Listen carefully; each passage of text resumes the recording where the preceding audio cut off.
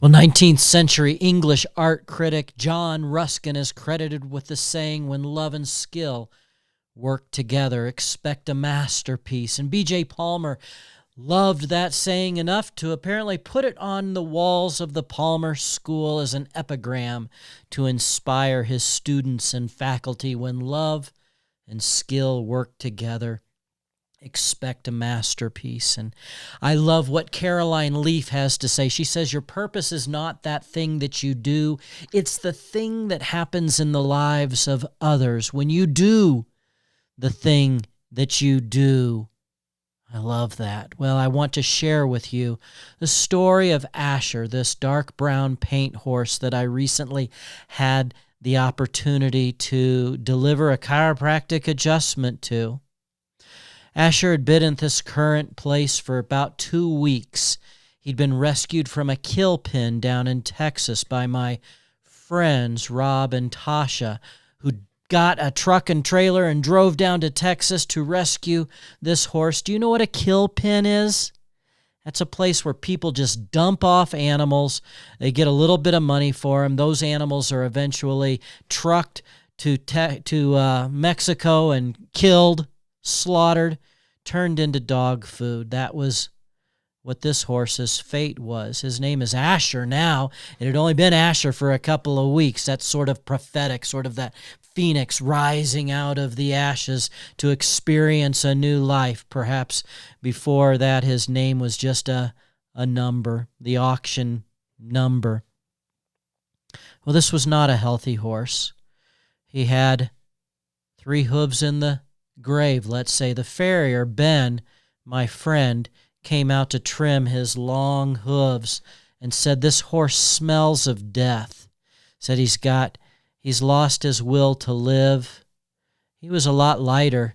He gained some weight in the 2 weeks that Tasha and Rob were taking care of him. But he just was destitute.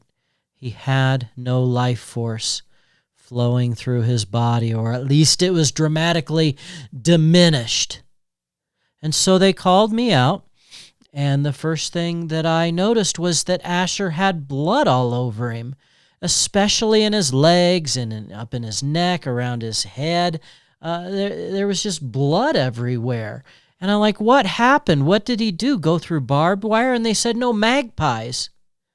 It didn't register what they were saying initially. A magpie is a bird. It's like a crow with a white vest on, and they were literally picking him to death. They were eating him to death. They said at any given time there'd be 2 or 3 on his back just picking at him, and 6 or 8 around his ankles and his feet, and he just stood there and allowed it to happen.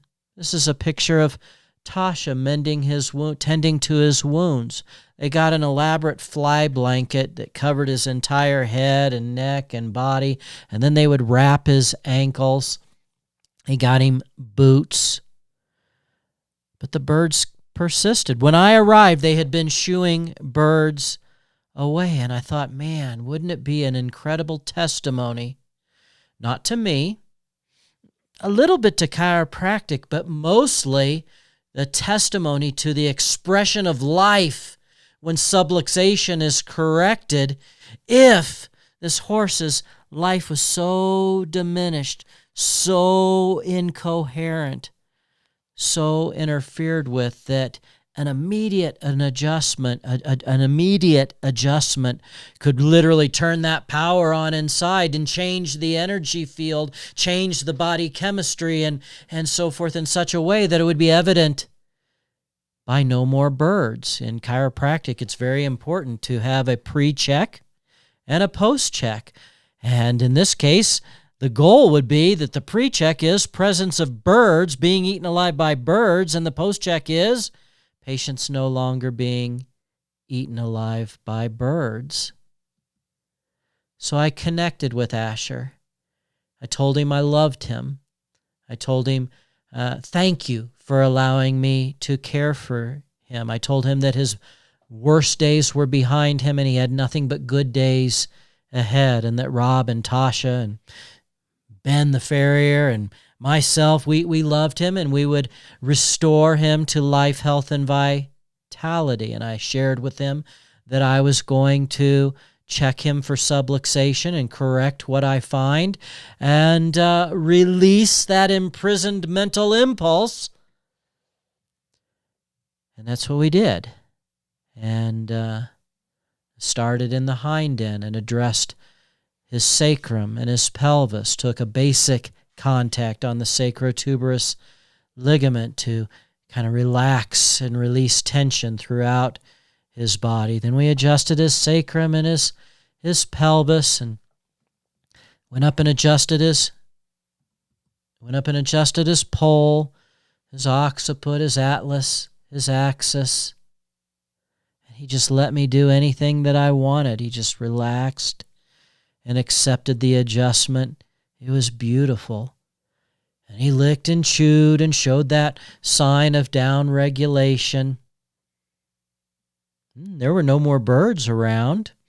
We covered him back up as shown in the picture before, and they were going to be around all day to watch. And the next day they told me there were no more birds. The following day, 2 days later, I went back out and scanned him again and checked him again, and he was still holding his adjustment. I think I tweaked one of the bones in his withers, just a little adjustment, but he was doing well. They were no longer having to blanket him. They had these leg wraps on him just because they were using ointment on the wounds.